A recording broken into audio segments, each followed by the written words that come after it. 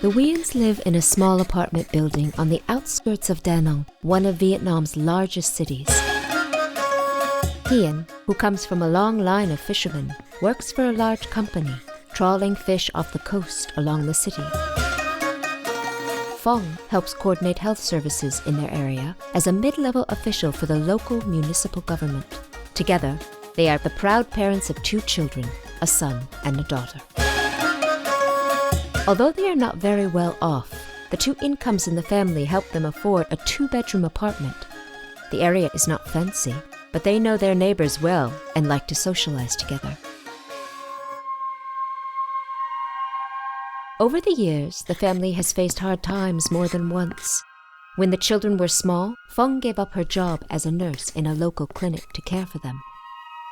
Hien was laid off from his job at the time at a fish factory outside town, when large cutbacks were in the fishing industry. They ran down all their savings while Hien was unemployed, and even had to sell some of their belongings to make ends meet. Hien struggled to find work, but Phong was able to secure a part-time job doing clerical work for the municipality. Eventually, Hien found work again, working on a boat for the fishing company. When Phong was offered a promotion and the possibility of full-time work with the municipality, they were lucky to have a cousin who could help watch the children in the afternoon after school. Life went well for some years, and the kids grew up healthy and attended good schools. Hien and Phong got such joy from watching their children grow. Their daughter showed an aptitude for math and science, while their son showed promise in languages. However, things took a turn for the worse when Hien became very ill with a chest infection. At first, he did not think it was serious and tried to hide his symptoms from his wife. But after some time, his coughing became so serious that he collapsed at work and he had to go to a public hospital.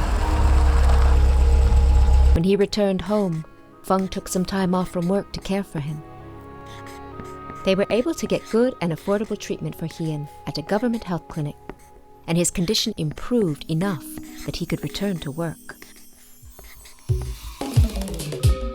As they have become older, Hien and Phong have not only been immensely proud of their children's achievements, but also grateful that they can rely on them when they need to. When a large cyclone hit Da Nang in 2009 and damaged their apartment, they could go live with their son and his wife in a nearby city for a few months. They do not have much saved for their old age and sometimes worry what will happen when they become frail. But they are lucky to have good relatives and great children who support them through good times and bad.